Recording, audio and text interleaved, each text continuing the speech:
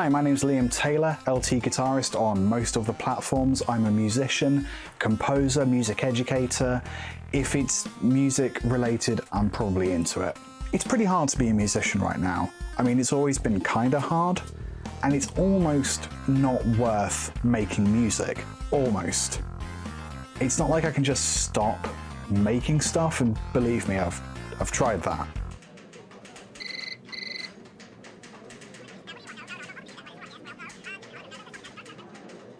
Ooh. Thankfully, there's Ko-fi. You probably know about all the ways that you can support independent creators like Patreon, OnlyFans, stapling a fiver to pigeons. Platforms like Patreon are amazing if you want to offer something exclusive to your fans every single month, but I don't want people's access to the music I make and the tutorials I make to be limited by their income. I want my stuff to be available for free, but my accountant tells me that that's a really bad business model.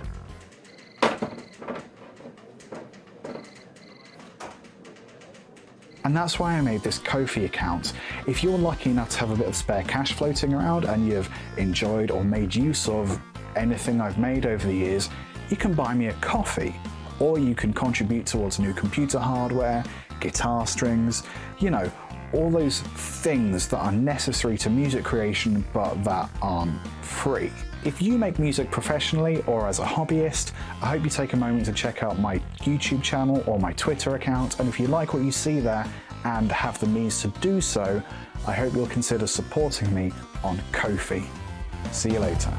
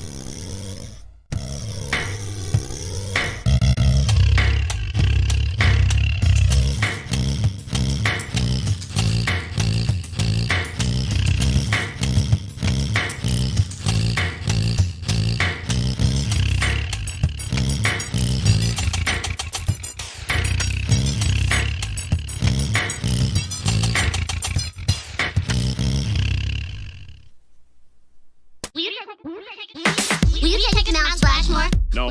Will you take a Mount Splashmore? No. Will you take us to Mount Splashmore? No. Will you take us to Mount Splashmore? No. Will you take a Mount Splashmore? No. Will you take a Mount Splashmore?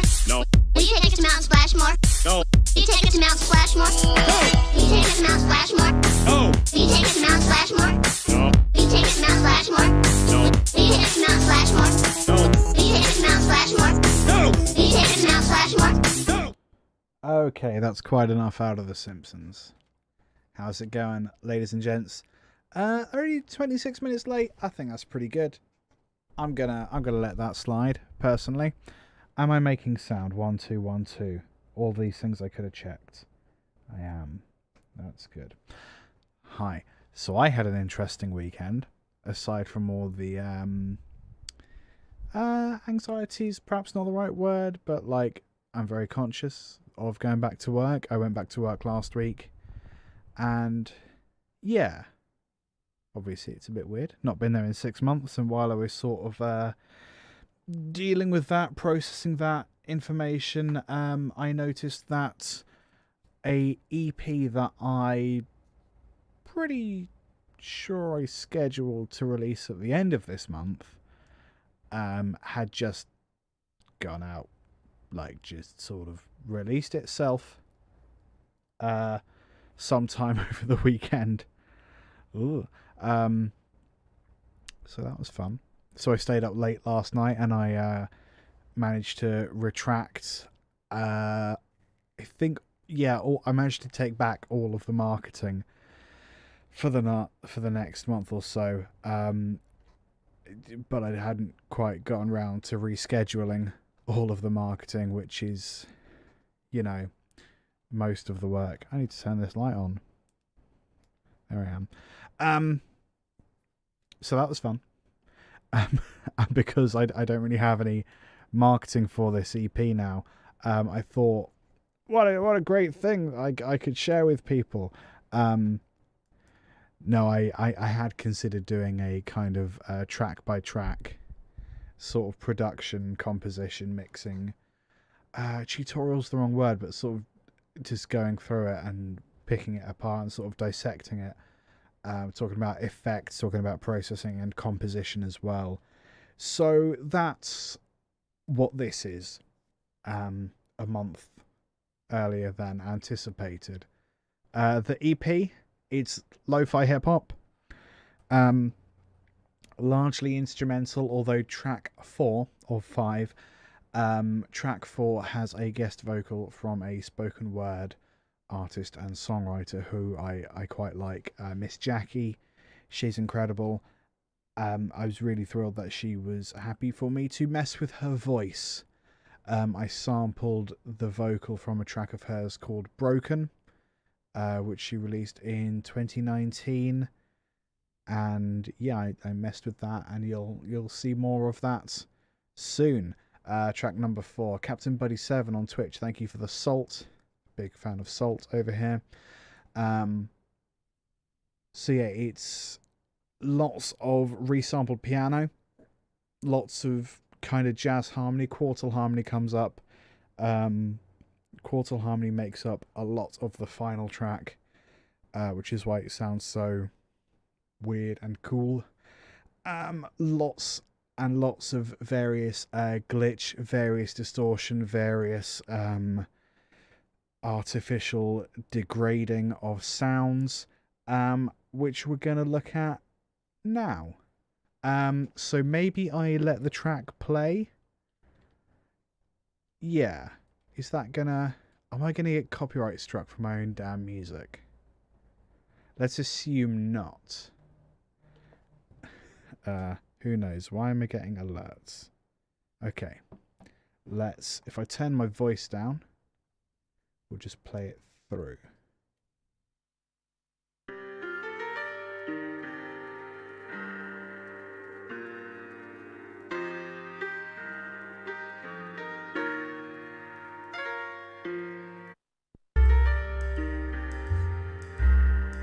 So some of the samples are quite large, and Cubase only loads them like literally the second it needs to play them. So we'll come back a bit. It's all good.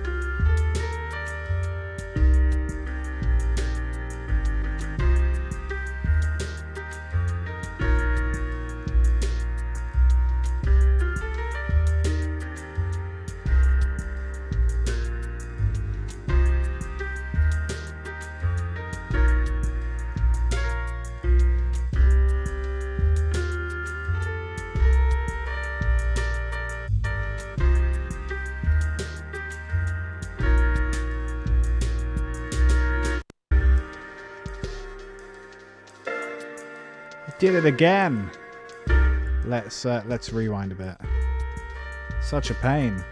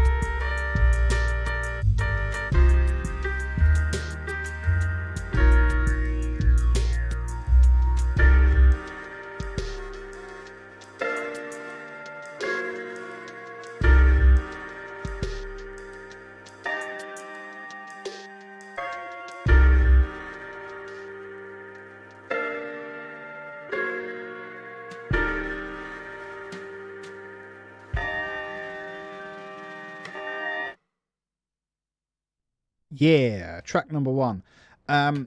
This track is called Aviary, as in where birds live. Aviary. The original track name for this one was Lo-Fi Keys, because I couldn't think of another name. One of these, I don't remember which, maybe 2 of them, Quartal was, and maybe Book Source and Aviary were as well, created on stream. So you might be familiar with these in a slightly rawer form, but I think I can give you a nice fresh perspective on them. Creetone, how's it going, buddy? So let's take a look track by track. I suppose the big thing for this one is the piano loop. Let's just solo that.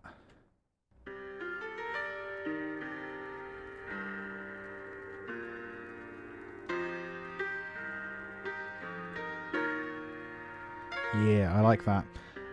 So, I mean, this is a handy tip as a standalone thing. What I like to do when I'm making anything kind of sample based, so anything hip hop or anything a little weirder, I like to create my own samples, but then stretch them or squash them to a different, slightly altered tempo. So for example, I wonder if there's an earlier... No, that would be helpful. So this piano, you can see, I would guess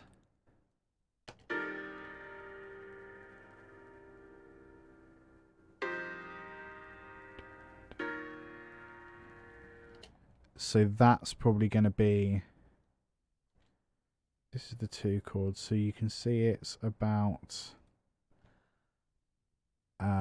if it's 85 BPM now, I think the piano may have been recorded at about 108.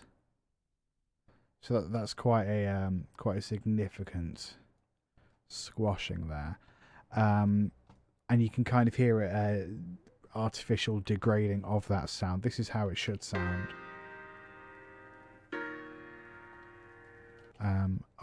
We got the MIDI here. How about that?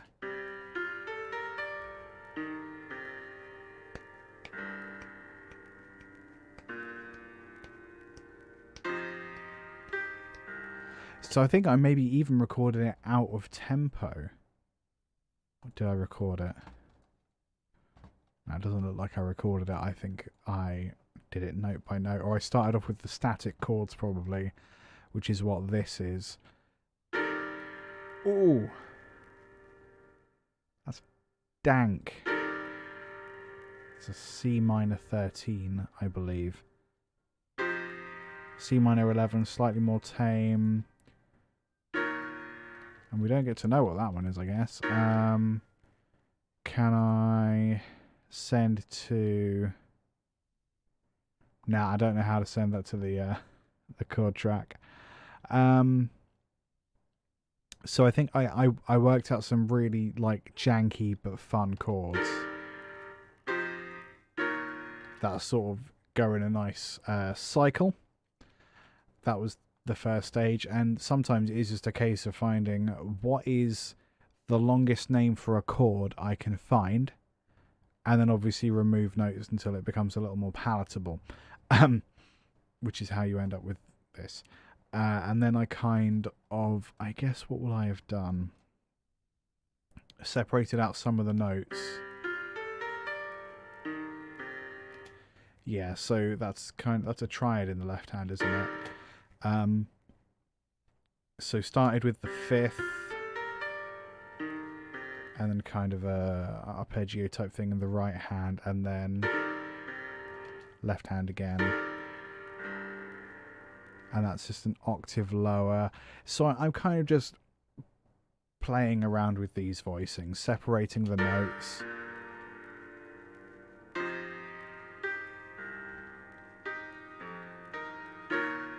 Trying to make use of the fact that you've got 2 hands as a well, if this was a real piano part. Trap on YouTube, how's it going, buddy? trying to make use of the fact that if a pianist were playing this, they'd have two hands, so you wouldn't be doing everything with one hand or everything with both hands. You'd separate out the work a bit, wouldn't you?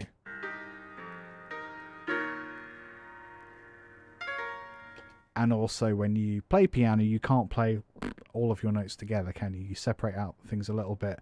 So that downwards thing, that's when I play piano, I sort of just go from high to low a little bit on my right hand. Maybe I shouldn't, but I do. So export that out as audio, and then stretch it so it fits with whatever your new tempo is. So we've already got a janky sounding piano because the chords we're using are kind of not massively out there, but a little bit. I actually just want to look at the instrument we're using because I'm not sure if the tuning is slightly off. Oh no, equal tempered, fair enough. Never mind, a normally tuned piano. That's mad for me. So stretching out the piano to fit with the new beat. So it's going to sound more artificial. What processing have we got going on? Compressing. Oh, and a little bit of phasing at the end. Yeah, not a lot. I've not even EQ'd out any of the low end, which I would normally do. Interesting. So I'm basically just letting the resampling, like the tempo shifting, do most of the jank. And then you'll hear in a second.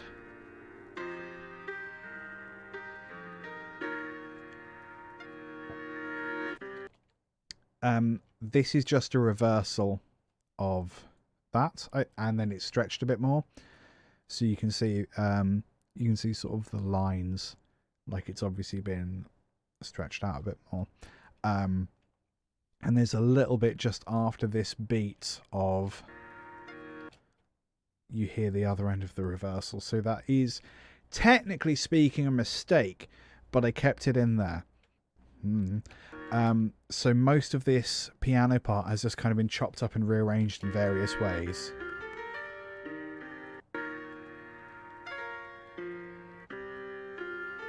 Stretched out there.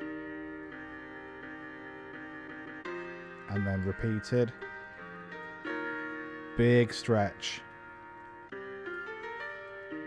So you get the idea, and then we get to the end of that bit.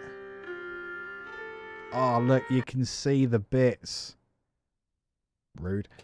You can hear and see how much it's been, the quality's been reduced by the stretching.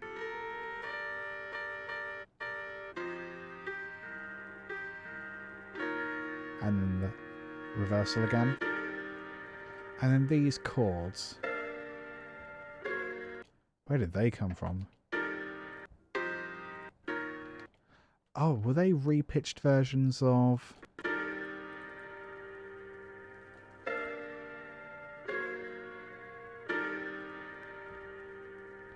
Oh, maybe not. Interesting. Oh, I don't want to do that. And then we're just bringing a little bit of that phaser right at the end there.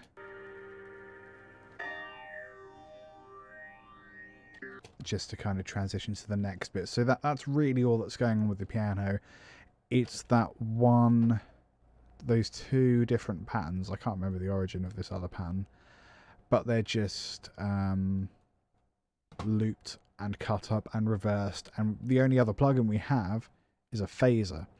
So that's nifty. Let's take a look at the bass.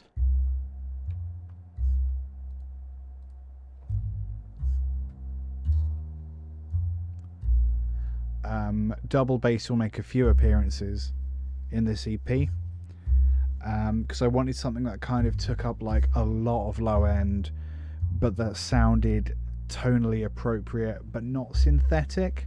So a nice big wooden double bass achieves that. I've got a bit of EQ going on there. We're kind of raising the kind of finger noise.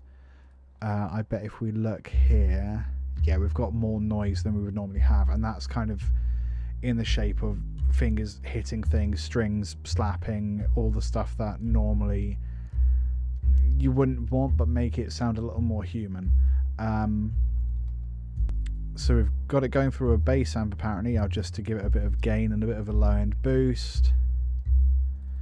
And then we've got a tube compressor because it is peaking a little bit. I mean, that's really all there is to the bass.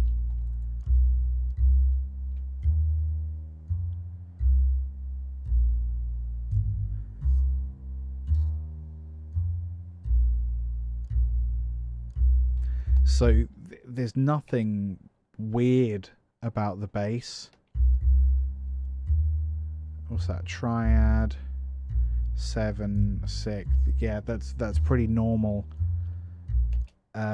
Even for like traditional jazz, that's a very restrained bass line. The weirdest thing we have is the 7/7 major 7 chromatic thing. But in terms of what you can get away with, that's, you know, not a lot. That didn't make sense as a sentence, did it? So let's have a look at the drums. Let's get into drums in a second because there's 3 layers. That's kind of the draw is this layered beat. I want to talk about this toy we've got here. It's horrid. It's awful by itself, isn't it? But it's the kind of the awful jank of it is sort of hidden by the rest of the track.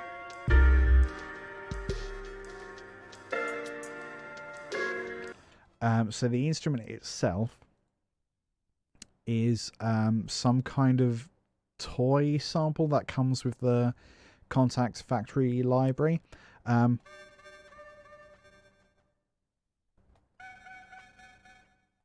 we turn the effects off.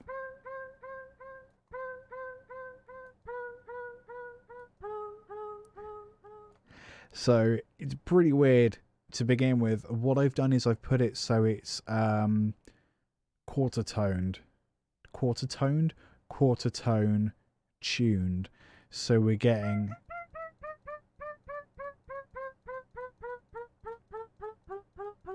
just some real nonsense there. And what we're doing is we're walking from, I believe C2 is still the C2, but then we're going down in quarter tones back up to C. So it sounds really ethereal and weird, but it sort of works. In terms of effects, we have a pretty reasonably sized delay, reverb, and then that's going into a ring modulator, and that is the wrong way to do things, and that's why I did it. So normally you'd have the reverb as one of the very final things on your signal path, but I actually wanted to make the sound last longer and then make it sound crappy, rather than make it sound crappy and hide that fact with reverb. So that there is like kind of a meme with producers where if something sounds terrible, you can just slap a bunch of reverb on it and it will sound dope. Yes, you can also make it sound much, much worse if you choose to by going reverb and then distortion or any other effects other than delay. That'll sound epic. And then we've just culled a whole bunch of low end because it's kind of like an old toy sound. There is a bit of noise back there and we just don't want that. So that's a kind of quarter tone microtonal thing that was fun. and it works with the piano and the bass because we're not having the bass there. It's just going dum dum and that's it.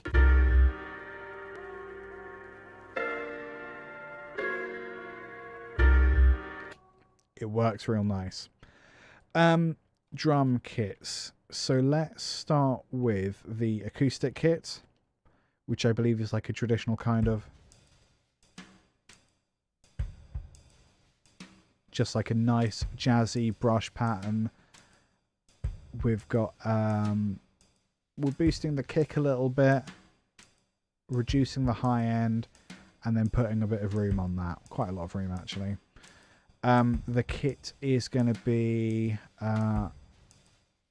where's it gone? Abbey Road Vintage Drummer, which is a nice little instrument there. New Orleans Jazz mix, and we're using brushes, which is why it sounds like brushes. And there's nothing. Let's have a look at the actual pattern it's playing. So everything looks to be on the beat except, are those triplets? Oh, interesting. These, some of the brushes are ever so slightly off, but barely. And then the rides are a tiny bit behind, and then quite behind on the to kind of give it a bit more swing. And that's something that I probably would have either intentionally just gone, oh, where's the beat, let's ignore the beat, or I will have just what's the audio equivalent of eyeballed? Earball. I would have earballed it, I guess. So that's that kit. Is it doing anything else? Oh, so it starts with just a ride cymbal, which is nice, and then the rest of the pattern is the same. In this orange section,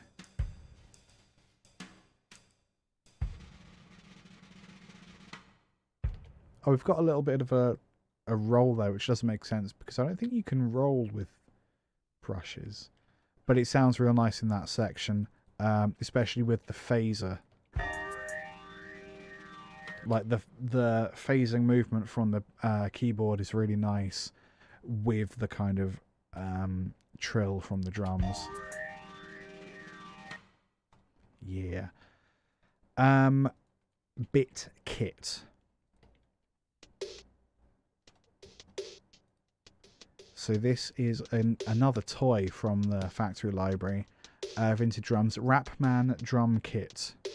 So this was a drum kit that I think was built into a Casio keyboard. Casio Rapman? Doesn't matter. It's a toy drum kit with a whole bunch of bit crushing, some pretty extreme EQ. So it's only really the snare that is left unadulterated there, and then some nice ping pong delay. My ping pong delay plugin doesn't appear anymore, and I can't explain why. So you can, if we let it end here, you can hear how much delay there is. Quite a lot. And that just gives it a nice variety of motion, I find. Battery kit, finally, with, oh, the Monster Drums plugin. So I think this is where most of the drums, the actual beat is.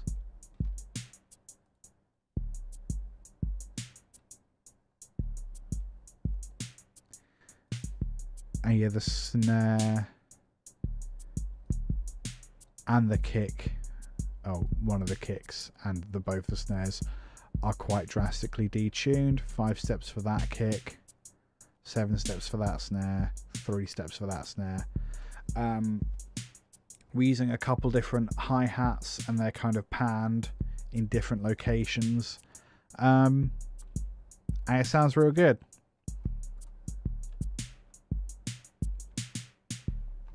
So when you combine all the drums, you get this.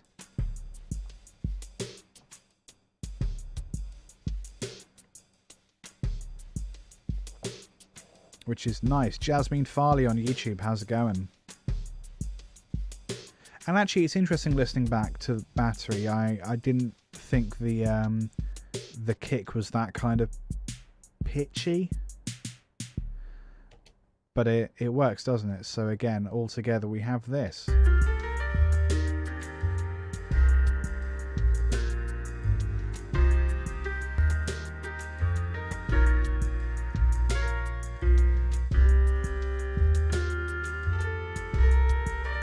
I think the blending the bass and the battery kit together sounds real nice. The double bass kind of hides the pitchiness a little bit there. So that's track number 1 from the EP, Aviary. Also, when you're naming tracks, if they're instrumental and there's no hook or there's no obvious thing to call it, just pick a letter at the start of the alphabet. I can think of 3 really good ones.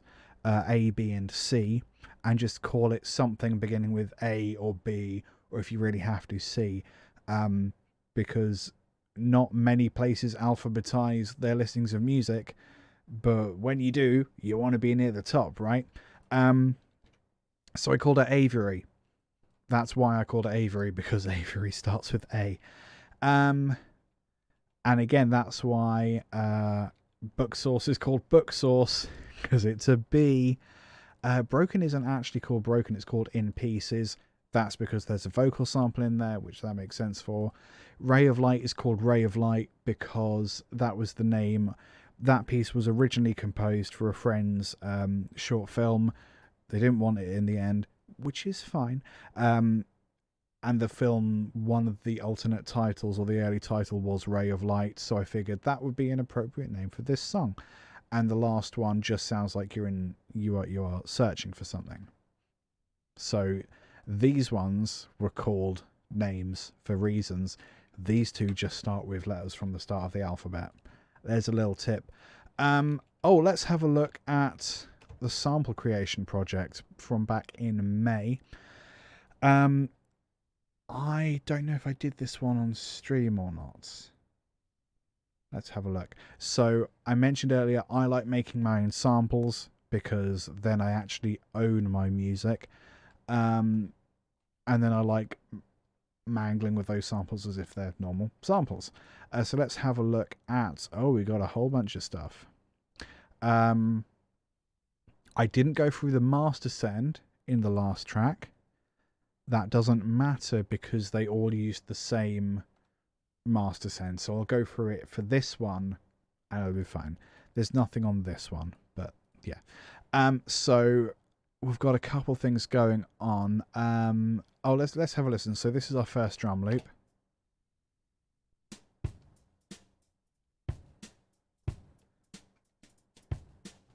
Very upbeat, very lively and happy.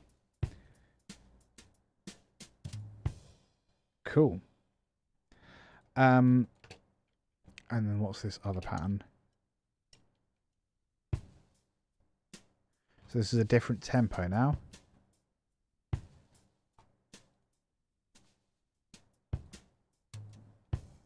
Cool. So in terms of plugins, oh god, we've got a lot. So we're nerfing this kind of 1200 range, and then the extreme low end as well. We have vintage compressor. I use the vintage compressor as much as I can, set to only 10%. So it's just doing a little bit of squishing, just a little squishing. We've got Roomworks. So this is the same deal again. I'm using a reverb send and then making it sound crappy after the fact. So we've got Datube to add a bit of kind of warmth, just a little bit there, and then Bit Crusher to, crush the bits. So that's all that's going on with that one. Drum Mac. What is Drum Mac?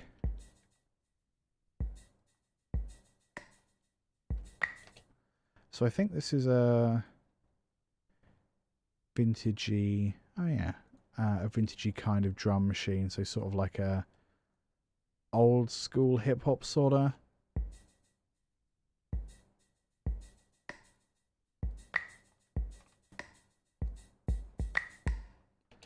Cool. So that's going through a grungelizer,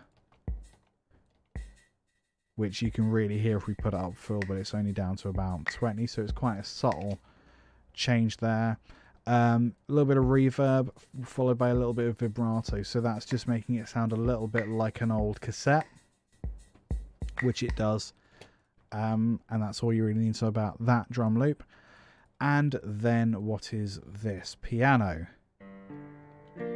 Oh, it's also worth noticing 91.330 BPM, 100.01 BPM, 96 BPM, and 90.2 BPM. These four samples are all recorded at different speeds, so they're all going to get slightly different playback resolutions. I guess they're going to come through at different qualities. Rikasir on Twitch, how's it going, mate? Kinetic Metal is an amazing plugin. Let me show you that. Tell you what, let's play this piano part and then I'll put it as Kinetic Metal and you can hear the difference. Oh, chords.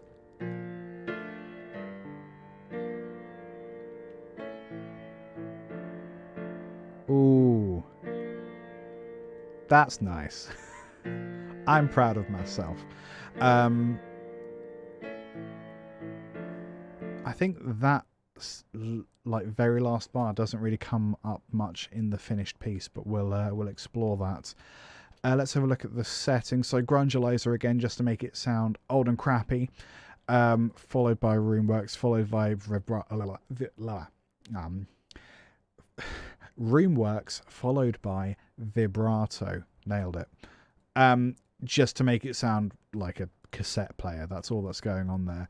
Pretty much the same settings as the drum machine was. Let's have a look at what these chords are. So if it's G, then D is the fifth. So left hand is doing a power chord. And then, so if G is the root, then D is the fifth again. So that's a minor 7 chord. So the left hand is doing the root and the fifth. Right hand is doing minor 7, minor third, and the fifth. And you see they're just separated a little bit just to make it look like it's a human hand, or sound like it's a human hand. Very nice. What is this? Major 7, I think. If it's A sharp, then F is the fifth, F is the fifth, D is the major third. Oof. And then major 7 there. That's the same G minor 7 as before.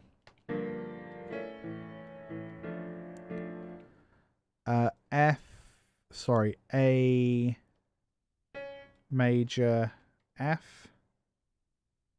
Major? No. Ooh. So F.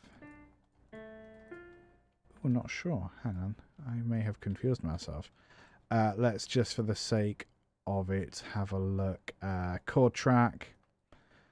Bloody hell, I can never remember how a chord track works.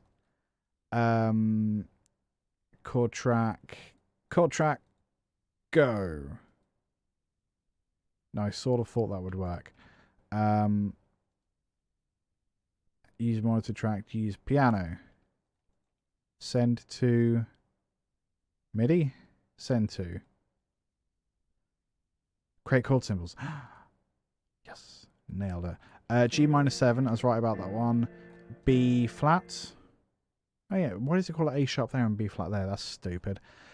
G minor 7 again. A. Yeah, I never would have guessed that. F major 7 with a 13. Obviously. Let's, for fun, change that to Kinetic Metal. So if I turn the inserts off... Oh, hang on. It's also...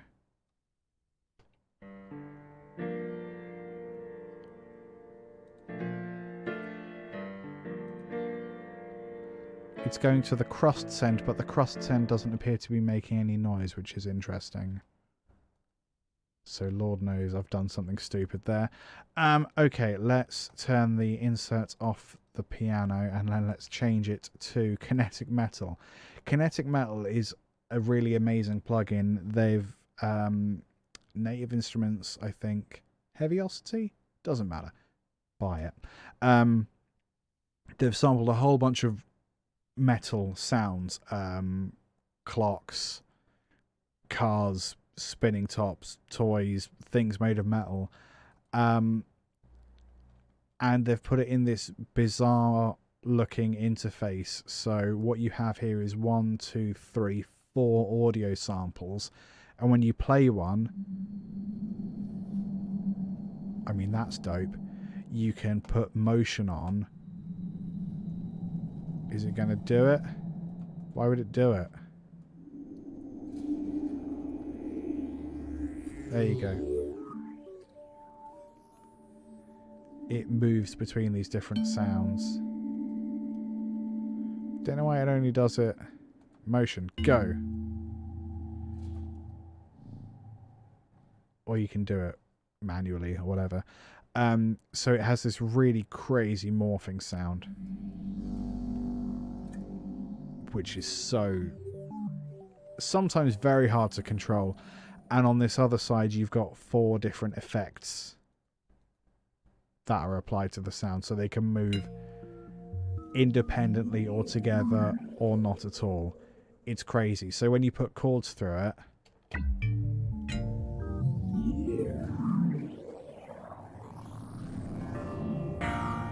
so depending on where it is, you may or may not hear the pitches you're playing, which is really fun.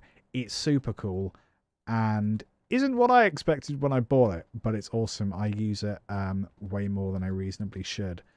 Let's take a look at the actual project file though. So that was just how I made those samples, or these samples. Let's see what I did with them.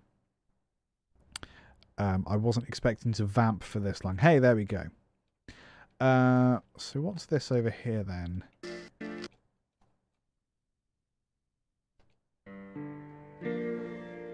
So that's that same loop from before.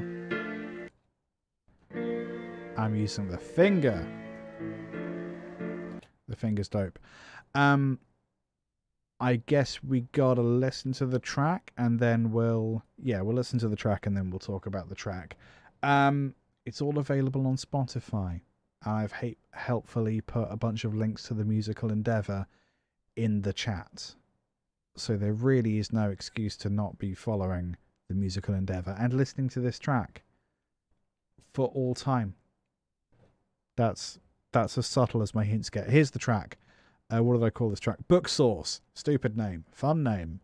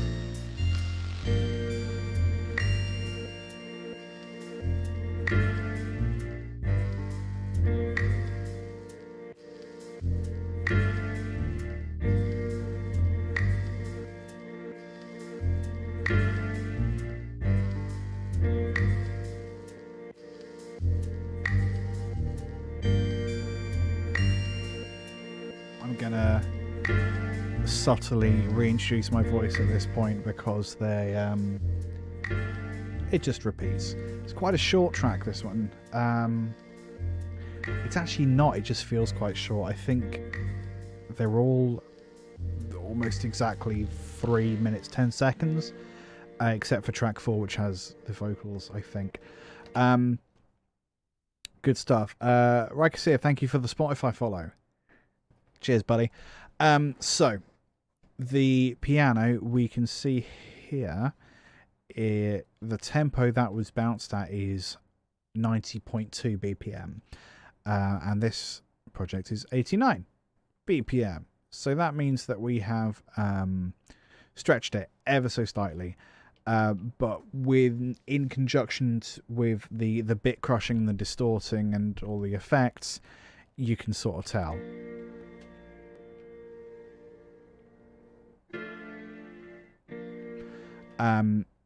So it's really just, I mean, you can hear what I've done with this one. I've chopped it up and I've moved it around. I've done a little bit of repitching of some of the chords, which I did it, and I sort of acknowledged to myself that this was quite an extreme sounding alteration, but then I put a pin in it, and I was like, if I come back and I still hate it, I'll get rid of it. But then it's kind of grown on me, so that's why it's here, and that's why I've highlighted it in a different colour, so we all know to look at it. I don't even know what that is, because I'm not sure I repitched it very well. Let's take a look at the finger controller, which is the only plugin happening here. Finger controller is a amazing... Was it done by Tim Exile? Yeah, why not? Tim Exile plugin from Reactor. All different kinds of glitchy effects. And what I use it for here, for example... So it kind of sounds like an old school, I don't know, like when a record skips, or you loop something.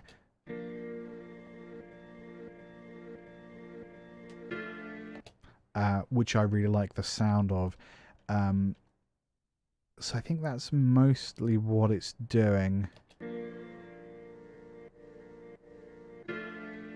And a little tip for that is some of the points where the loop starts are ever so slightly offbeat, and some of the cuts for the audio aren't quite in the exact right place every time. Some of the fades are different lengths. I've just done little tiny movements to make it sound more like there's a bit more life to it. I'm trying to be a bit more free with... I say free with imperfections. I'm adding many imperfections just to make it more interesting to listen to, but kind of on a subconscious level, because most of the other stuff I write is so precise and on the beat. And as a guitar player, anyone that plays an instrument, you're always told you got to be on that beat, yo, and you got to be really precise with your playing. But actually, like, you get a lot more lively and fun sounding music if you're slightly off in places. So that's what I'm aiming for here, and that is all the piano really does. A very characterful sound. Yeah, that's a word. What is this synth? Very nice, very ambient. There's a lot of space to it, especially with all the space I've got here. I mean, the most complex it gets, I think, is this.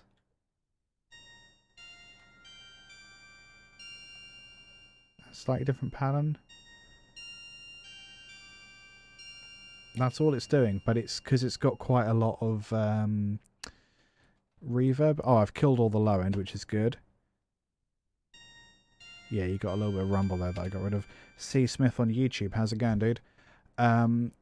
What is the instrument? retro machines in contact. Yeah, that makes sense. Quite a lot of reverb, quite a lot of echo, quite a lot of release. So it's a very spacious sounding synth. So it really sits in there, and I like really comfortably. And I find that if you want to do down tempo music, if you want to do really chilled stuff, the way to achieve that in terms of the melodies you use is write whatever you think is a good melody and then just quadruple the length of it. Seriously stretch it out, or put a lot of space in there. For example, the first time you hear it is here.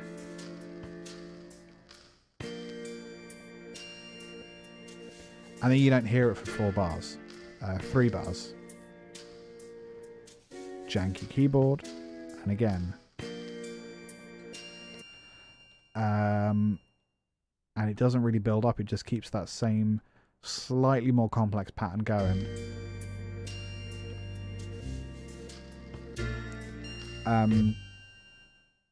If I were to toot my own horn somewhat, I think the real genius of this track is how there is no bass for a very long time. So let's maybe talk about bass a little bit. You've got this whole, what is this, 1 minute to just under a whole minute of keyboard and drums that you just got to vibe to before you get any bass. And then when you get bass, you get 3 notes every 4 bars.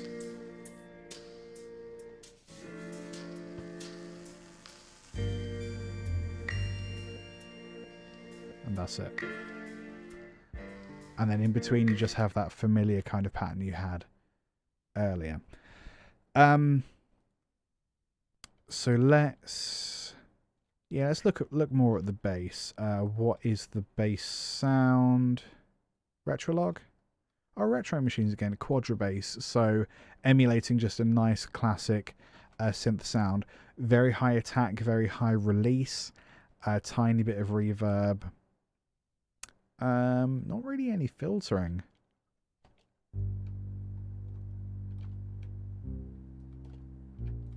Going back to the structure of the composition for a second. The long attack, long release thing works really well for the sparse bits, and because it just lets it fade out really satisfying kind of way. So when we get to 247, so you've not had bass for nearly 2 minutes of a track, you then get these really long held notes, and because you're not expecting to have that much bass, it has such an impact.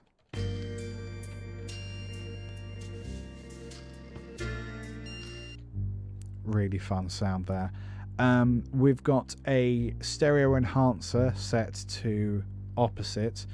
So the original sound was this, which is really wide, which is not what I want. I want my basses central. So I've not done it entirely central. I've done it 70% width removal, if that makes sense. So it's a lot more central than it was. And then in terms of frequency, I've used my favorite round and clicky preset to really boost that kind of 50 to 120 kind of range, which is really satisfying. I mean, here's it without the EQ.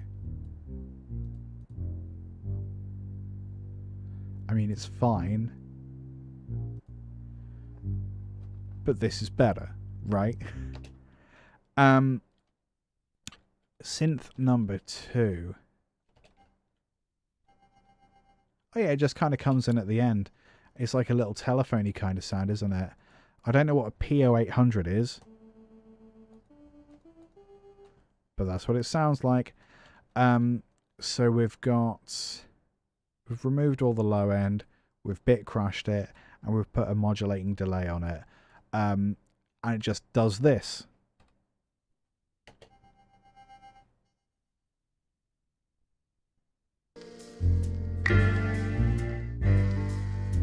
And because I've sort of included it where there's other stuff going on, it's not obvious that it's really there. It's kind of hidden quite well. Except maybe that first one. That first one stands out, and the last one.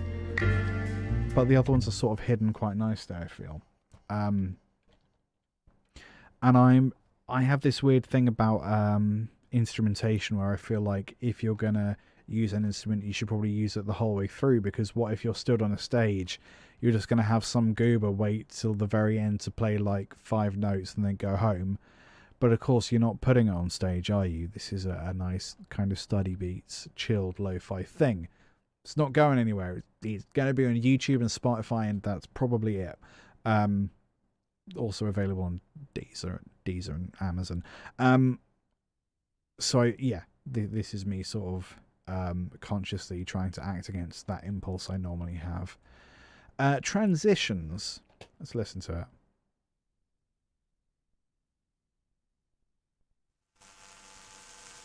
It's just some stupid noise. With a lot of low end cut off. What is the actual instrument? Static Delusions. That's part of the Evolve Mutations. Heaviosity Evolve Mutations, I think. I'm not sure. Just some noise. It's literally just some static noise with the low end removed. Quite a lot of reverb. And a bit of ping pong delay. I forgot that ping pong delay doesn't load, whatever.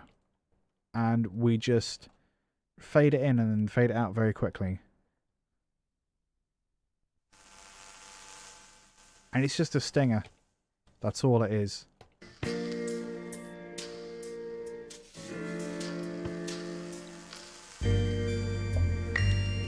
I would, anytime I do any kind of cinematic project, I almost always use Kinetic Metal, the plugin we looked at earlier, to do that exact job.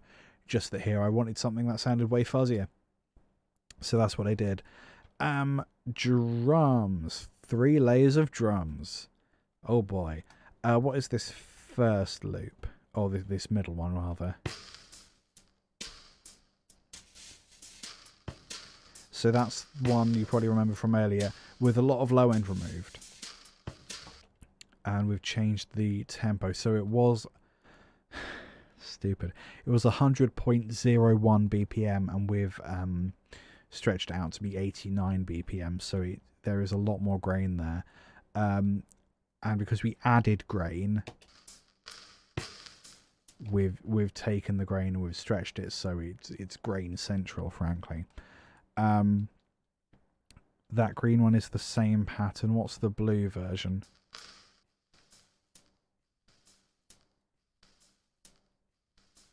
That's interesting because it's like a very faint open hi-hat and then closed hi-hat. But because of the noise it kind of sounds like the noise is like a shaker or something. It's doing like a percussive job itself, which is really fun. It's the Adam Neely thing of repetition legitimizes. We've got a long fade there, so what if we didn't? Oh, okay, so the fade is hiding that kick. That's quite cool. So what's this other layer? Something with a lot of reverb. It happens here, doesn't it?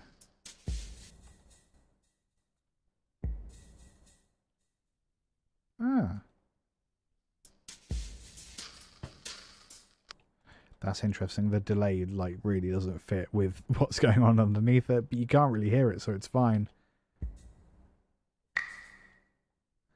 Ah, so that was the other loop, wasn't it? So if we play the whole thing... Yeah, I remember this.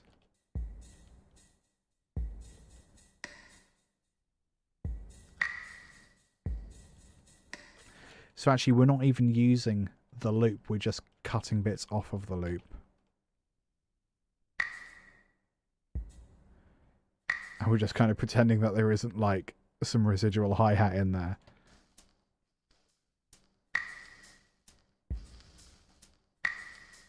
You can kind of hear it now. I know to listen to it. That's fun. I forgot I did that. Happy accidents all around. And then this last one is battery with no processing, just to add some hi-hats. Just some really digital sounding hi-hats. I assume it's battery. It is battery. I think you just needed a bit more movement. Yeah.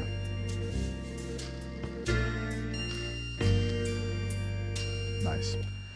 I promised we'd have a look at the master fader, didn't I?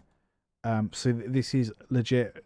On all of these tracks, we'll have the same master fader. We're using Master Bus Mix Saver.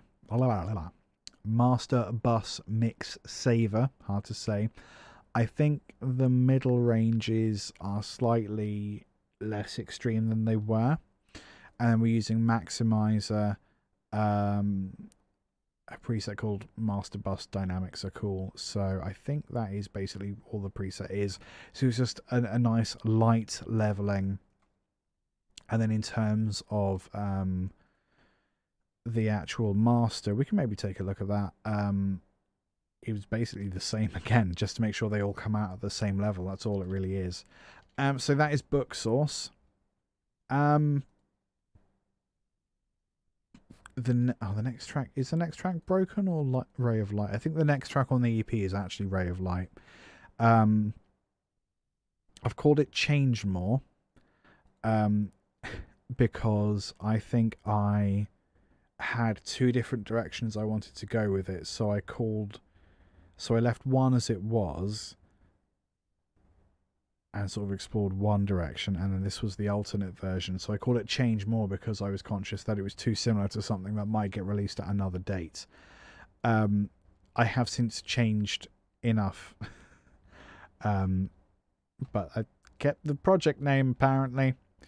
And again, I sort of hoped it would have loaded by now and I could stop vamping, but here we are. Fun fact about geese. Geese are awful, just awful, and that was the only thing I could think of to vamp with, but it looks like we're there now. How's that? Very uncolourful project file. Let's have a look at, hey, the piano part, I guess.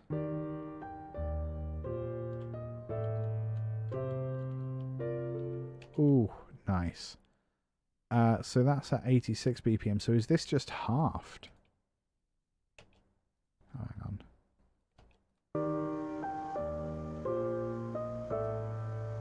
Oh no, it's the same tempo. So let's play it through, I guess. Same again, play it through.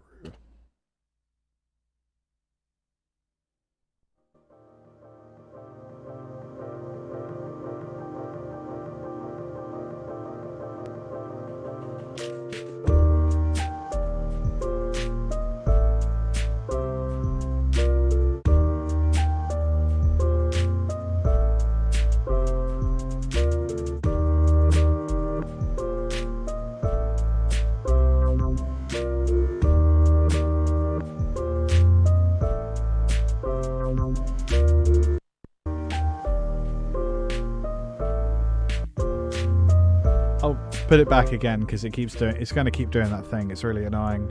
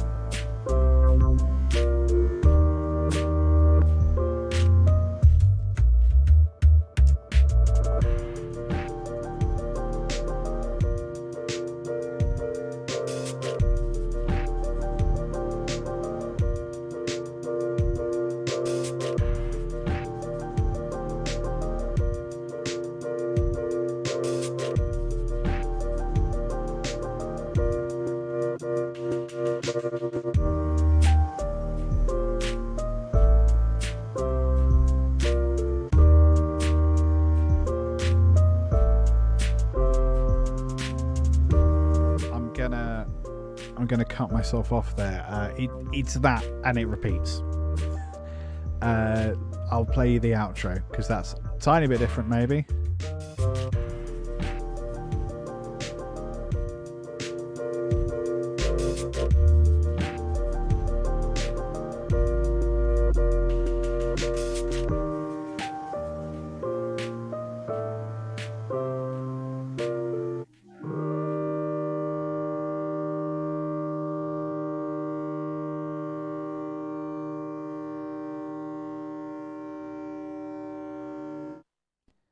that last hit is literally how much stretching can I get away with.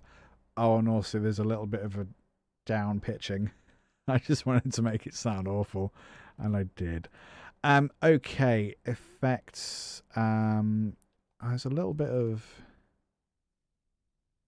Oh, okay. So the piano loop we heard earlier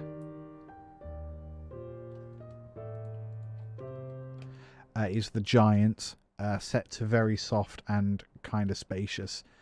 Giant is my favorite piano because it sounds dope. It sounds huge.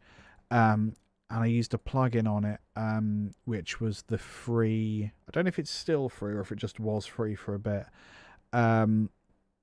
Native Instruments VHS tape emulator. So not even cassette tape. One slightly newer than that. Is VHS older? Or? It doesn't matter. So the kind of degrading there is more akin to vaporwave sort of distortion than lo-fi, but I kind of like that sound personally. So that's what's on the track, the sample. And we are adding this EQ, because if we didn't, so hissy. So we get rid of that. We've got a bit of delay that kind of comes in, and a chopper effect that kind of gets automated in a few places. And we also have the finger, because of course we do. Finger's one of my favourite things. For example, here.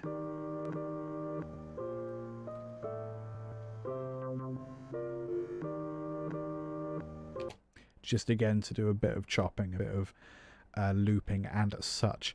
The intro, I believe, is just a volume in, volume fade in, but it's before we start fading the volume in, we have a the finger is just like grabbed a sample of it and is looping it very fast. So this is the effect. Starts from silence.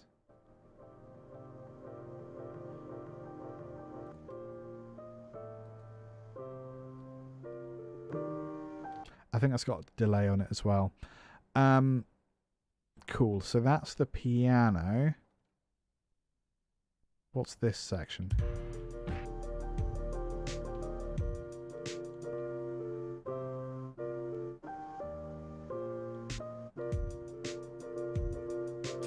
Okay, so the glitch controller is on there, just like repeating.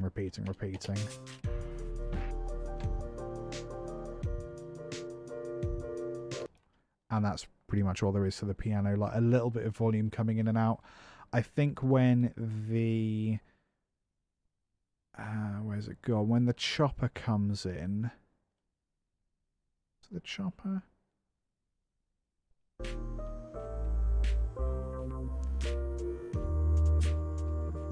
Oh, okay. So there's certain bits where the finger plugin will sound a little bit will make it sound a bit too loud. Which is just kind of an artifact of using glitch effects. Sometimes you get volume changes, so I'm conscious of that, and I'm adapting the volume and automating the volume for when it's a little bit too loud or a little bit too soft, just to keep it kind of a little more constant. There's a track here called Noise.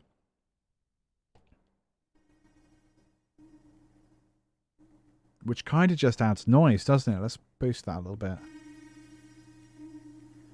Good lord, so we have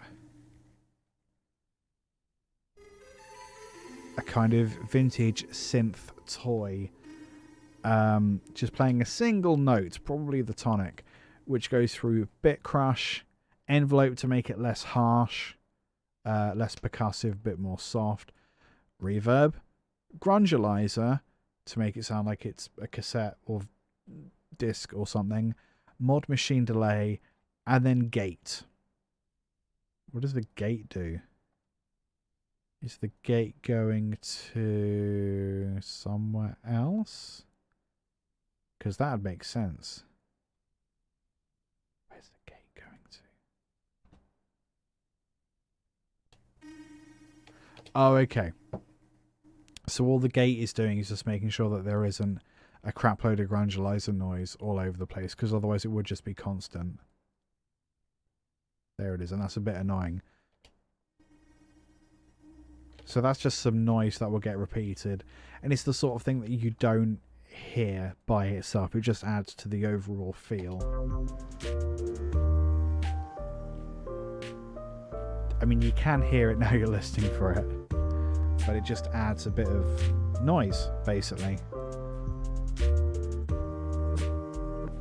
It's nice. It's a fun effect. Toys.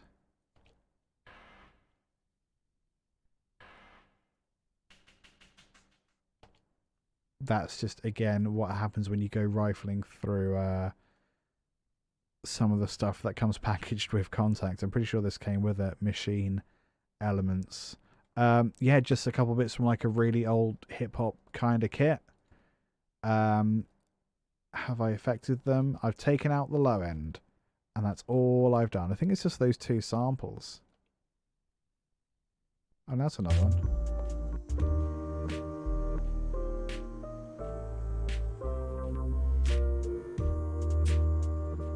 You don't even really notice it. Again, just like little subtle elements coming in and out. Next track is the main drum kit. So this is MIDI battery suede kit. So again, machine drum selection. In terms of effects, you've got Bit Crusher again. With the EQ, I've sort of just followed the contour of what's going on in the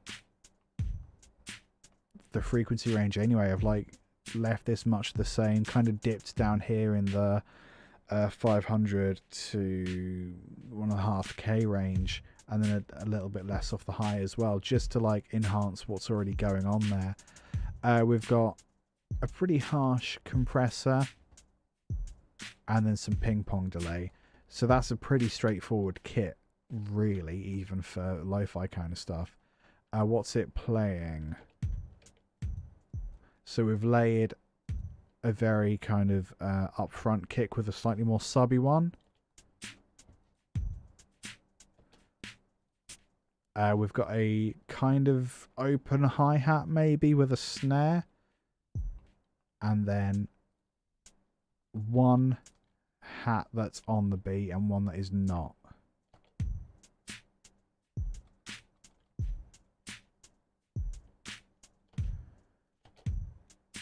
But that's the only one that's in between those beats, so it gives it a real kind of jaunty shuffle very early on.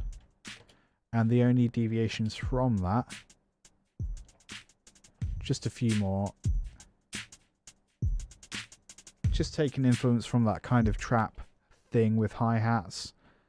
And the lesson with this one is you can sort of see there's bits where I've just taken out most of the drums, either entirely for like a half a bar, or like just reduced it to snares. And it's like the bass in that earlier track, isn't it? If you don't have something, you appreciate it more when it is there, and it sounds more epic when it is there. So lots of space for drum kits, I would suggest. What is this other kit that I have not processed in any way, shockingly? Battery.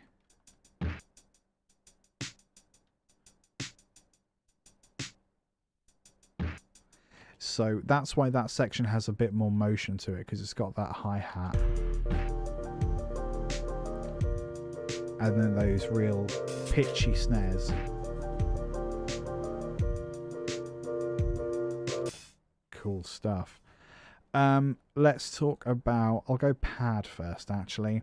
We just have an octave. Just a D sharp octave. And you'll notice that like the higher one, the velocity kind of fades in. And the lower one, the velocity ever so slightly fades out. So you're kind of going from low to high. Sort of a little bit like a shepherd tone, maybe. And that's just like a real nice pad shop. Just holding that octave. And then it gets a little bit more of a melody in this second verse.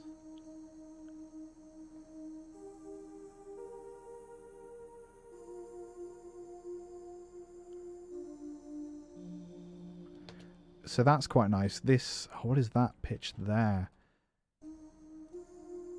Major 3? Not, yeah, I don't have a piano in front of me, so brain doesn't work. And then what's this?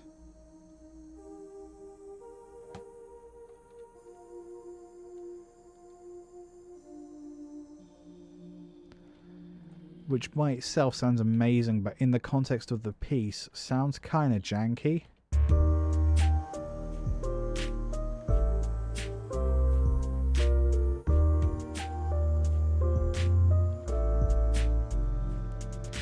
There's some note somewhere in that kind of clashes with, but it works real good. Again, we've EQ'd it just so we've got much less low end going on. Not that there is. Oh, there is a bit. We're just making space for the bass. It rhymes because it's true.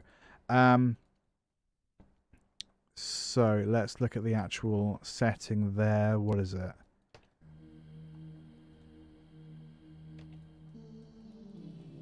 Layer A. That's quite nice. And then layer B. A little more synthetic, so long delay, long decay, real nice.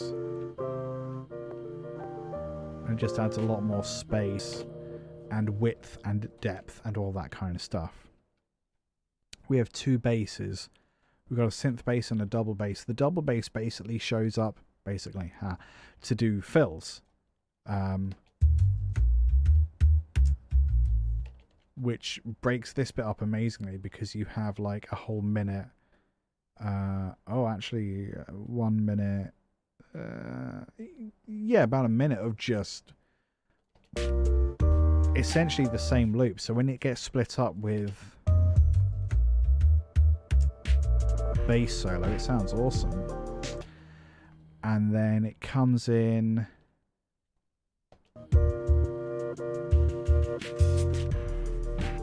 to do a similar job here.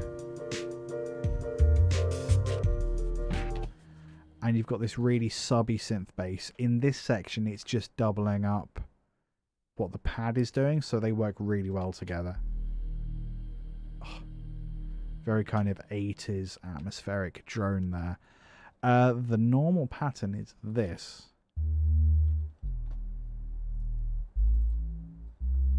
I've made it a bit more mono than it normally is. And I've killed a lot of the high end. So it sounds a lot more pure sine wave kind of. I think it's just the Big Bone preset from Retrolog 2, but slightly less pitchy. Works real good. So that's Ray of Light, the title track, the one that I did first. Works real nice all together.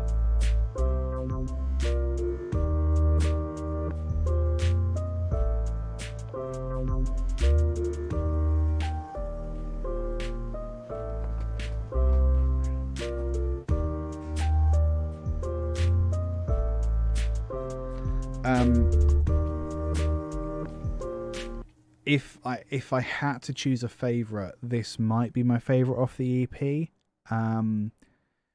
It feels like the most sort of complete piece of music. It's got the most going on. It's a little bit too structured maybe to be technically lo-fi hip-hop, but it's got a lot of the same elements, so I'm still calling it lo-fi hip-hop. It's maybe a little too groovy to be like study beats. I don't know. I don't get to make that decision. Yeah, Ray of Light. Or Change More, I guess. So the next one, if we're going through the track listing, is Inner Pieces, formerly Broken, because the vocal, Miss Jackie's vocal, is from a track called Broken. Really great track 2 off of her 2019 EP. Really worth a listen, really powerful. lyrical content, as well as being very musical and good. I'm not her publicist, nor should I be. Let's play the damn track, yeah? And hopefully it won't cut out. I'm not going to stop it this time if it cuts out and loads. You can't fix what's not broken. You can't tell me that I'm broken. I'm not broken. But I'm in pieces. But I'm in pieces. But I'm in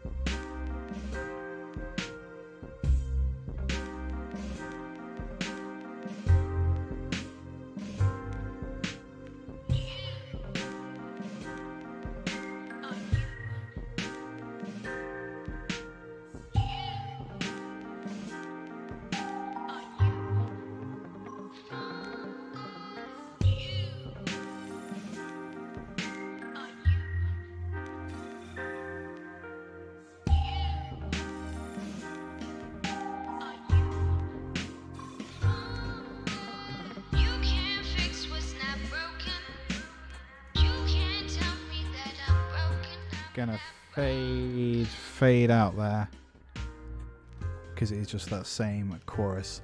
Cree tone, preamp sounds warm. Is it tube for the vocal? I actually don't know. I just got sent the processed stem from Miss Jackie, so it could be. I've put a whole bunch of effects on there and managed to import it at the wrong sample rate. So it's actually pitched quite a bit higher? Yeah, I think it's pitched higher than the track vocal is. I'm going to assume, yeah, it probably is a real nice tube preamp because she does not mess around. Real nice vocal. In terms of the vocal processing, I've tried to sort of ruin it a little bit to just kind of like, because it was this real nice luscious, for whatever reason she could only send me the version with delay or reverb, or I think she maybe gave me the option and I was just like, nah, just send the nice one, send me all the stuff, so then there's more to ruin. So I've crushed loads of the low end.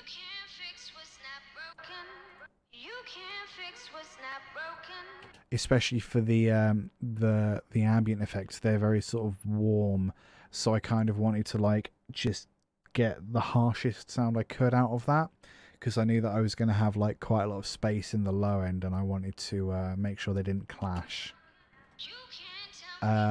Bit of bit crush. You can't fix what's not broken. Yeah, you're right. There is a lot of warmth. There is a lot of kind of tubey sound there. You can't tell me that. Yeah, that sounds about right. You can't fix what's not broken. Super different to what I've done with it, and I've put Isotope's free vinyl plugin. It's very good, and it's free, to add more kind of wear and tear to it. What's Reactor doing? Reactor's doing what Reactor always does for me with the finger. So for example, here we've got, oh no, that's in the vinyl, the kind of the spin down sound. And then in other places, what have we got? Yeah, just doing those loops and stuff.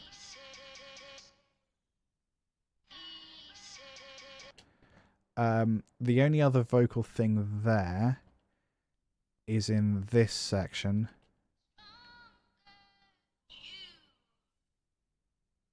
That kind of, it when you hear it in the context of the track, it doesn't even sound like a vocal. I wouldn't know how to describe that, but it's a copy of that vocal pitched up and then destroyed with bit crush and ring modulator and evil stuff.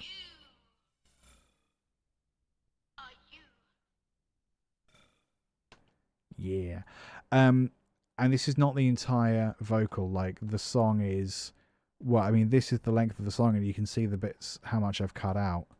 Did I take the intro off? So yeah, I took the intro, which is that much, and then little gaps here. That's all I felt like I needed, because I didn't want it to be a remix of her track. I wanted to sample her voice, and there is a distinction to be made there. So yeah, I'm super grateful that Miss Jackie was willing to send that over. I spoke with Miss Jackie on the Conversation App podcast episode 78 or 79 recently. Conversation App podcast, wherever you get your podcasts. And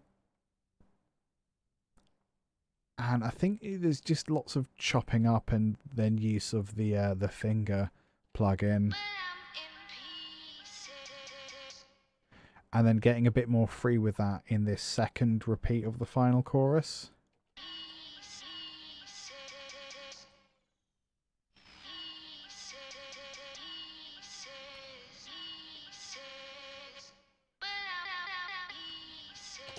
Yeah. And like I said, sample rate, I messed it up, so it's slightly higher than the original vocal would be. Bass. Sounds wobbly and nice, right? It is a double bass. I told you there'd be more double bass. But with tremolo. So it's just that standard jazz upright double bass that comes free with Contact, with quite a lot more noise than you'd normally have. EQ'd with the evil double bass preset. Bit of crunch. I think I probably just started this. So this track was the fastest turnaround. I think I did it in like a day. I mean, I work fast, but I think that's pretty good. I think I did most of it in a day, and then sat on it for a couple of days, and then came back and sort of like tweaked a few little bits. But yeah, most of it was done in a day, and then maybe half a day of tweaking. Crete, no, not a real double bass. I would love a double bass, but I would not know where to put it. Nah, I'd totally find space. Leave it keep it in a bin bag out my window and just stick my head out and play it. That'd be fine.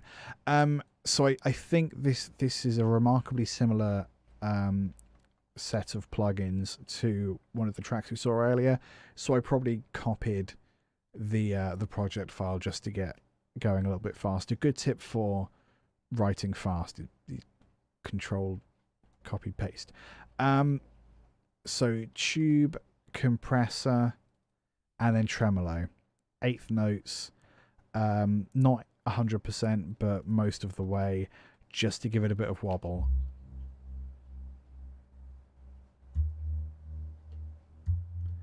Which I really like on that kind of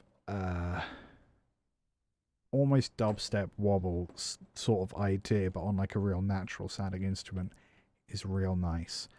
8-bit kit. What's that doing? Yeah, it sounds super natural.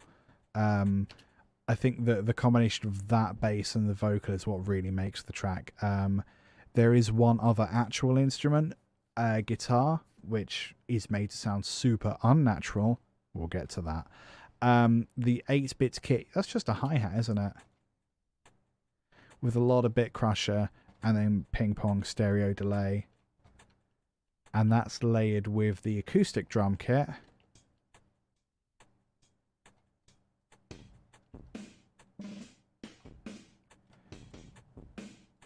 Which is super distorted. We've done that same thing of reverb, then distortion. Quadrafuzz, which comes with Cubase, then compression, then EQ. And again, I've ruined this with EQ again. That's how it should sound. I think, honestly, that sounds better. And that's the main drum pattern. There's not even anything really special going on with that. Hi-hats are ever so slightly behind the beat. That's the big takeaway thing. And we've got those nice little natural snare sounds. Battery. What is battery doing? So battery is giving us our most normal sounding kick and snare, as well as a reverse cymbal.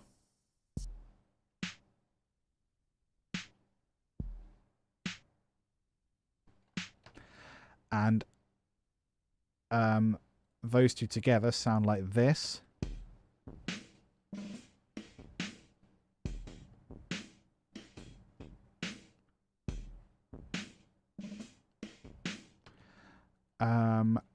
And that, again, I've just been really liberal with cutting bits out. The clave I played a while back. This thing.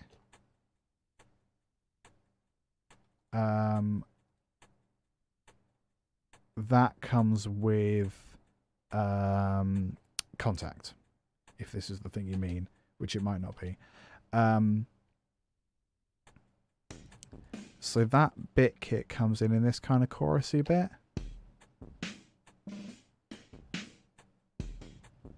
So it's a nice combination of different layers of crappily processed drums, which is real nice.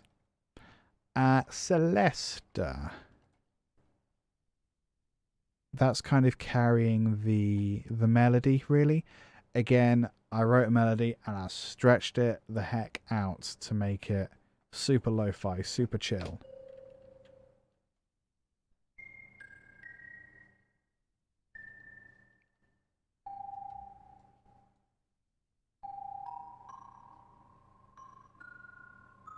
Real chill. I think there's a lot to be said for really chill instruments with just awful sounds. So again, reverb, ring modulation, and then EQ. And the EQ is just getting rid of that nasty low end. I mean, without that,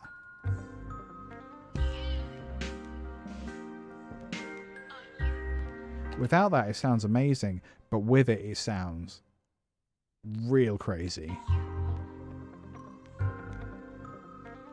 I just prefer it. Guitar. Oh, hang on. This intro section, we've just got like tonics in quick succession fading in.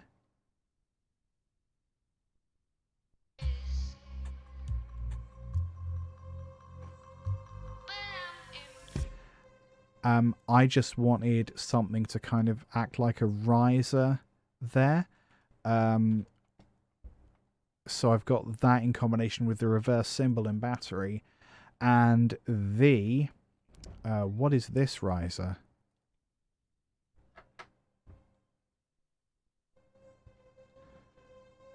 That's real fun. Is that Contact again? I've just found like a nice Retro Machines pad. I've stuck a bunch of chorus on it so it has that kind of vaporwave movement. So then between them you have like a real nice funky crescendo. Yeah. Cool. And that comes in a little bit. Oh yeah, we've just got like a drone. Just a nice ambient drone. I've automated the volume so it's quite low down. Towards the end, this second verse, the bass stops doing... I didn't really talk about what the bass was playing. For the verse, the bass is doing a real simple... sorry, I've confused myself. In the chorus, the bass is following the keys, which we'll get to shortly. It's just playing tonics and very occasionally filling in notes between them, but not really. For the verse, we have a very simple and then nothing, and then real stripped back. Second half of verse 2, we do a downwards descending thing, diatonic, not quite diatonic, we've got some chromaticism in there. The pad joins in and does the same thing. And you can see that the pad is actually ahead of the beat, so they kind of come in at roughly the same point because there's quite a lot of attack there.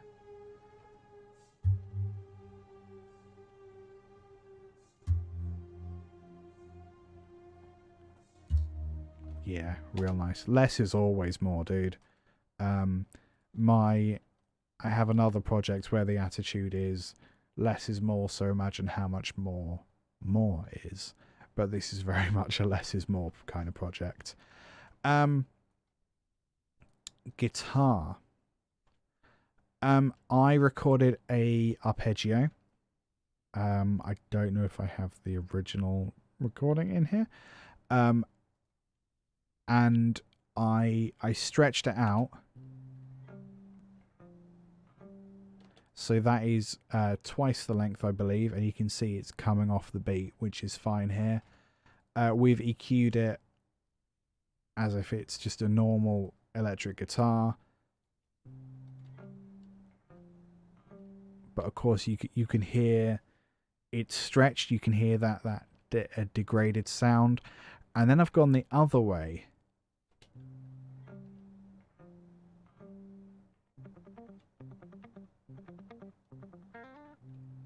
I've doubled the time of it, and then I've quadrupled the duration of it.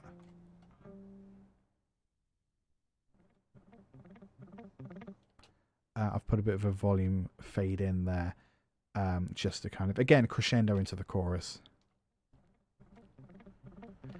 I got the idea from this YouTuber whose name I have forgotten. That's good, isn't it? Hang on, let me just go on a YouTube.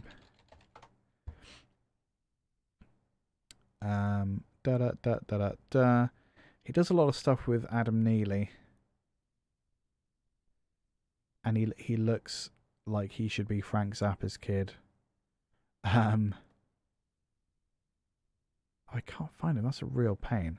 Hang on, I'm going to search for Adam Neely.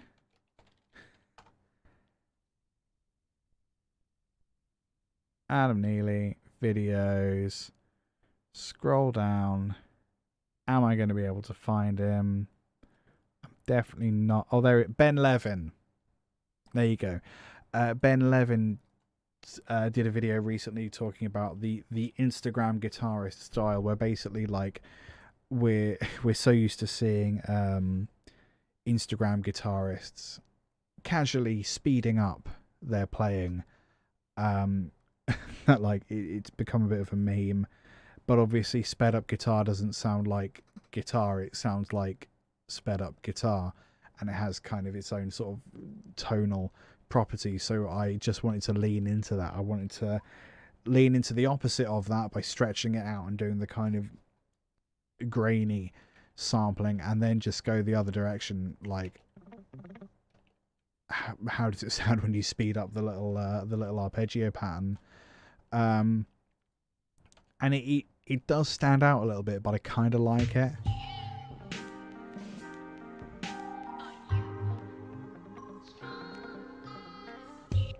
And I've kind of allowed it space in areas where it speeds up.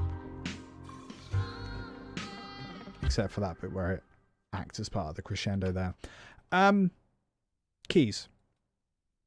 So I wrote a keyboard part, which I think this is the only place really where you hear the verse.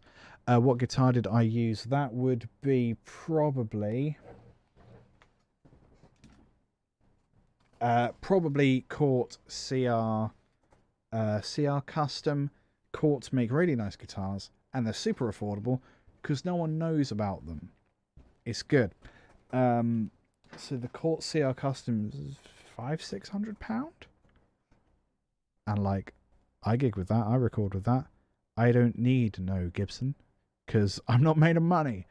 Yeah, I like Cort a lot.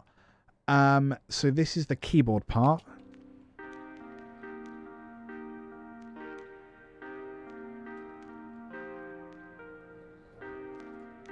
And we have the original here as well. So the original take has reverb followed by the vinyl sound, which you can hear just sort of clicking away. Equalized to take out a lot of the low end rumble.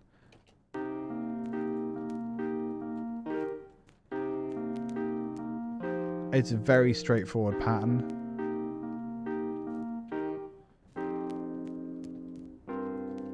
And then for the chorus, just held chords.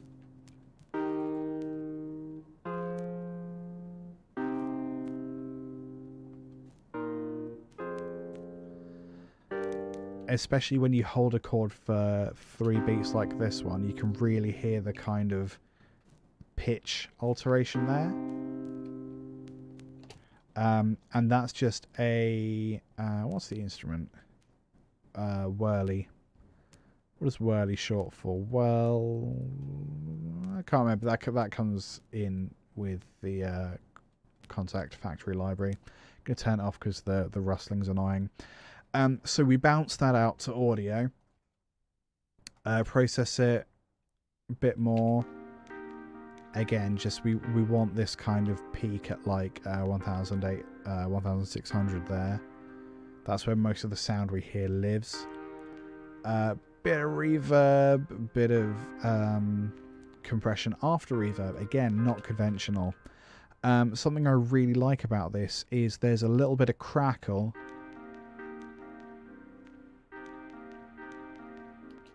that you kind of hear, which sort of becomes like a rhythmic element of the track. And this is just a case of, that might be the same, I think that's the same tempo, but just cutting it up, rearranging it.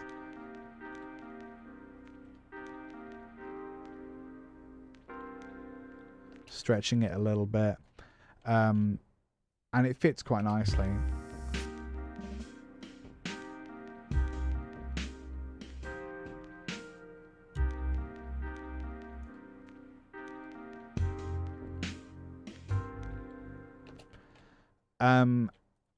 And again with the chorus,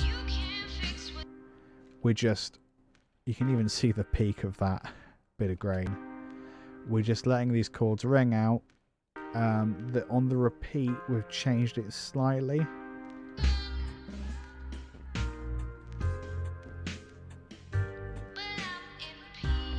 So these are the same. I think that's the same third chord, but we've stretched it out and then really stretched the next one.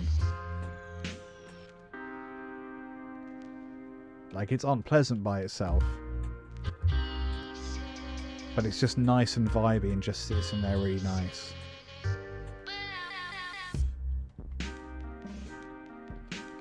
And then for this second verse, we're just not bothering with keyboards on that first beat, which kind of gives it a nice kind of groove.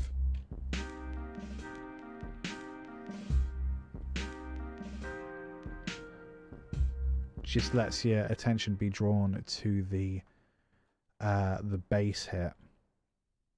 You know, I think that's everything with this track. Yeah. Don't be shy with questions, by the way. Anything you want to know, I'm revealing my practice. Do ask whatever you want to know. Again, with the master fader, it's the same presets we spoke about before. The next one is possibly going to make my brain melt a little bit.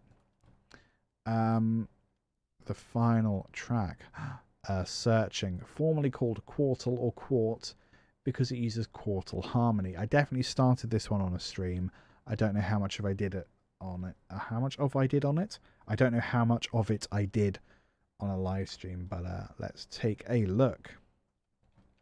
Oh boy, look at those chords. Ugh. So yeah, what I've sort of done is I think I must have started with this section. So the reason I've got both the chord track and markers is because quartal harmony doesn't, the way that we name chords, major, minor, dominant 7, minor 7 flat 5, it is for chords that are created within triadic harmony. So chords that are built on threes. You've got a 1, you've got a major, a minor third, you've got a fifth, which is a 3 plus another 3. Music maths is stupid, don't worry about it. Then you've got a 7, which is 3 on top of the 5. Quartal harmony builds in fourths. So rather than going 1, 3, 5, 7, you go 1, 4, 8, 12. Right? So when it says here A major 7, 11, that's what we'd call it in terms of quartal harmony. But what I'm calling it is A major quartal. And then F sharp minor 7, 11 is F sharp minor quartal. And then we just go from there to F sharp minor 7. And that's the main pattern for this whole thing. This other pattern, so that's all the quartal harmony there is. You can chill now. This other pattern was just me start playing around in C sharp minor. I don't know why I went with C sharp minor. Just my approach to chords is go with what sounds nice. Like, start by building basic chords and then add notes that you think don't make sense. And then you accidentally come across something good, and then you use your logic brain to work out what the next best steps are, because you're thinking about, oh, the melody went up, but actually I want to hear what it sounds like if it goes down at the end, or down more than it should. Just earballing it. There's that phrase. I'm going to play the track through. I'm not going to play all of the repeats because you get the idea. It's nice piano. I really like the sound of this piano, so I'll let you listen.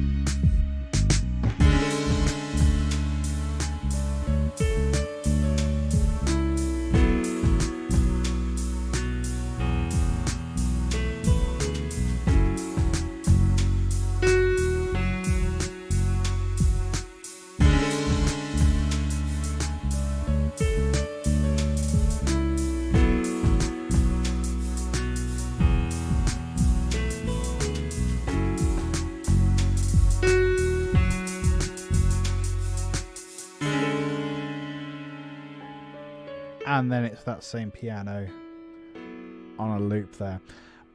Yeah, I like this one a lot. Obviously the piano is the big thing to talk about, but in terms of writing it, I just let my ear decide for me. I knew that I like quartal harmony, so I wrote the quartal bit. That little melody is again just thinking what happens after that chord. I think you have a nice descending melody and just trusting your instinct. It sounds maybe silly and simplified, but that really is it. Just being free with what you think is the right thing to do. And if you struggle with that, I often try to separate myself from the fact that I'm the one writing it. And I found this is good for like problem solving in many different worlds. So rather than saying, what should I do? You say, well, what happens next? And you don't worry that you have to decide. You just ask, what is the thing that happens next?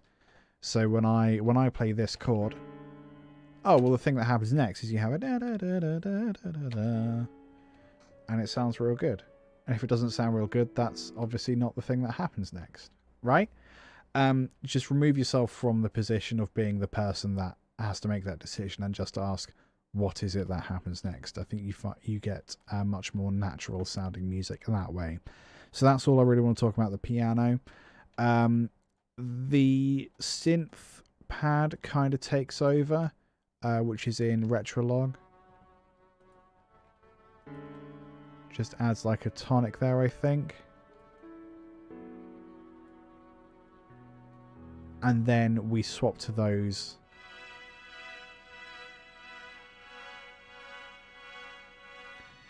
octave dyads there, I think. Sort of just simplified versions of the chords we had earlier. That's all it really is. And then the piano comes in,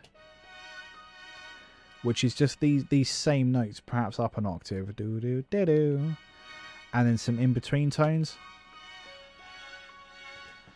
And that's all you need to know about the pad and the piano. Let's just see what the piano sound is. Oh, wouldn't you know it? It's the Giant, slightly softer and very spacious. See, it's a good plugin.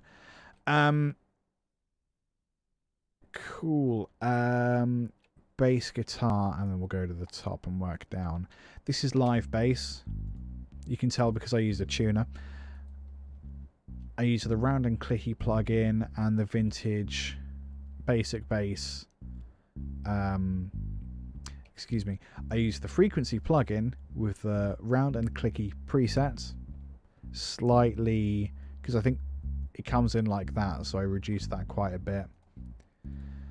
And then the vintage compressor with the basic bass setting down 30%. The bass I used, I don't know if I have it here, Squire P bass.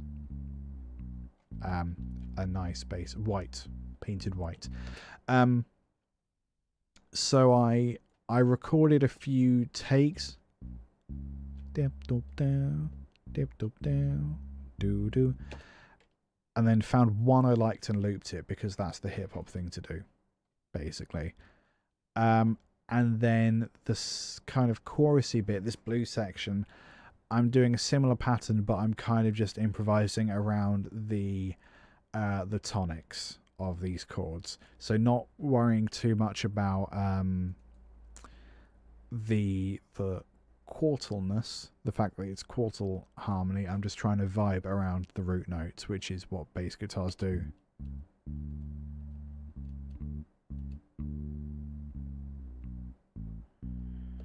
And I'm not worrying about not having fret sounds in there because it sounds like a person is playing it, which is what I want.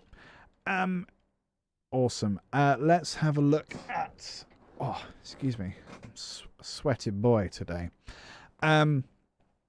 We've got two bits of sound effects. We have a riser that happens once. Again, this is my cinematic kind of background coming in here. My sound design background. Just a nice little passing tone. Again, Sting's approaching from Heaviosity, Evolved Mutations in Contact. Let's hear that in the context of the track. It's quite low in the mix.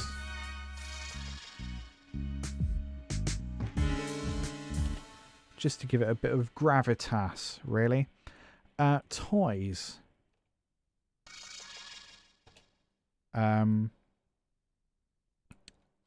Again, Ratman vocoder. Loads of weird sounds in there.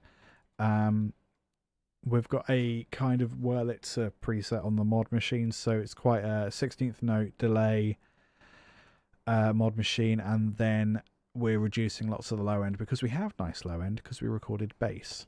So it's just a bit of flashy nonsense, really, that you sometimes hear, that you sometimes don't.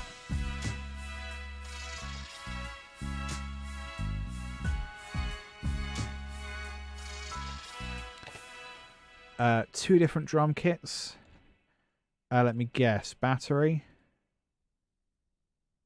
Yeah, look at that.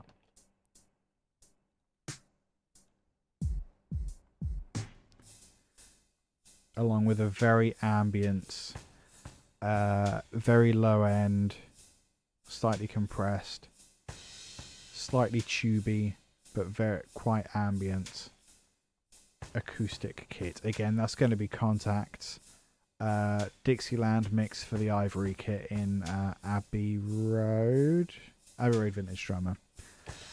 So again, the combination sounds like this.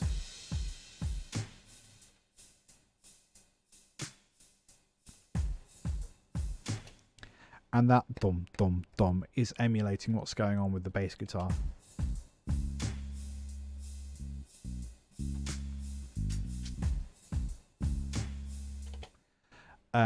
I quite like it when instruments sync up in that kind of subtle way. And then we go, this blue section is a more traditional drum pattern. It's double time, isn't it? But we still have that dot dot dot in the kick. And we've got a few more. I know, the same amount of hi-hats. I think it's a different hi-hat. Yeah, it's a different hi-hat sound, so it sounds a little more present there. A sharp. Oh, it's the, okay, so it's the same sample. It's just a lot harder velocity, so you hear it, it's a bit more present. Oh, and we've got a room sound, which everything is going to, even the bass ever so slightly, and the room sound is killing a little low end, so you get more high end reverb, so it's a brighter sound. And then we're using sizzle on the RC24 from Wouldn't You Know It, Native Instruments, and that's quite low down, but you can certainly hear it. And again, the master send is just these two plugins that we've spoken about before. And that's all there is to this one. It really does revolve around like these super nice chords and just taking the time and asking myself what happens next with the chords, which might sound simplistic, but you gotta believe me, that's all I'm doing.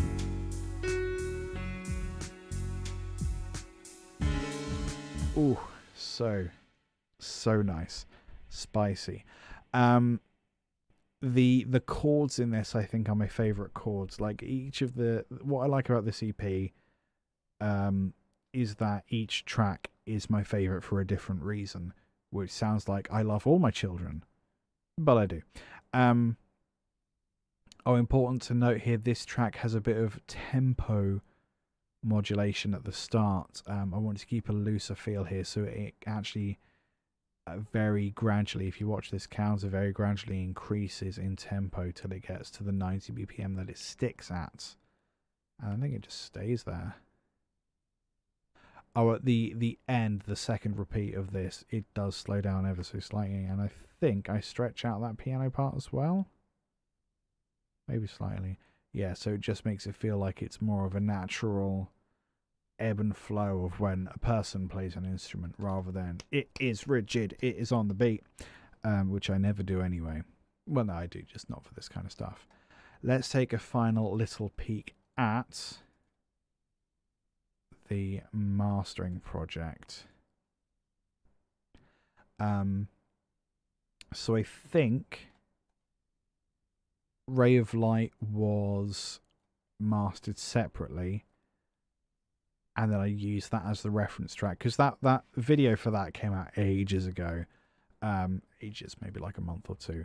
So it basically, we had to match that. So you can see these are the mixes we brought in, and these are the mixes we left with. So obviously a lot more compression going on. They look a bit blockier, which is what you want.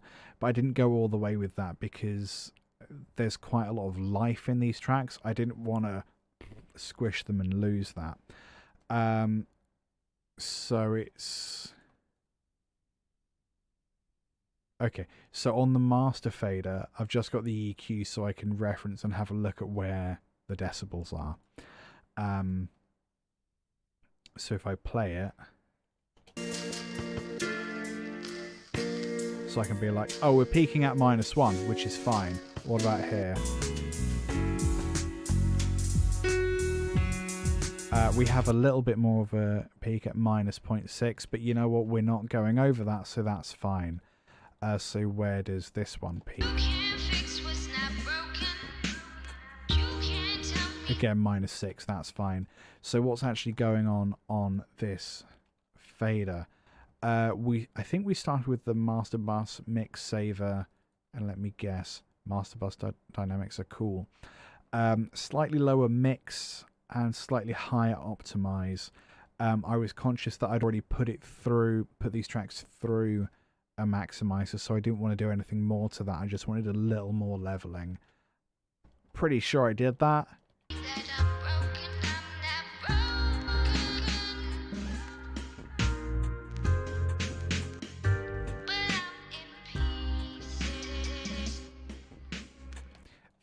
That mix saver preset is really not screwing around. Yeah, that's my EP. Do us a favor, if you're watching this, if you are not subscribed to the Musical Endeavour on Spotify, that would be grand. If you would add the Ray of Light EP to your favorites, if you would add any of the tracks to any of your playlists, that would be amazing. If you use any other music apps, like, I don't know, Deezer or Amazon or Google Music, it's available on all of them as far as I know. Thanks for hanging out and learning about this. If you are watching on Twitch and want to give us a follow, that would be really handy. In fact, if you do it in the next couple seconds, there will be an animation and your name will come on screen, and it will be really cool. Likewise on YouTube, if you want to subscribe. I think there's an animation for YouTube. That would be really unfair if there isn't. I don't know. Yeah. There will be another stream on Wednesday. There will not be content on Friday because I did an EP yesterday by accident. I think that's fair. Not sure what I'm streaming on Wednesday yet. Watch this space. Thank you so much for hanging out. This was cool. Do go listen to the music. Thank you, Rikasir, for following on Spotify. I'm sure you will enjoy all the madness that goes up on there. Alright. Toodaloo. Take it easy and bye.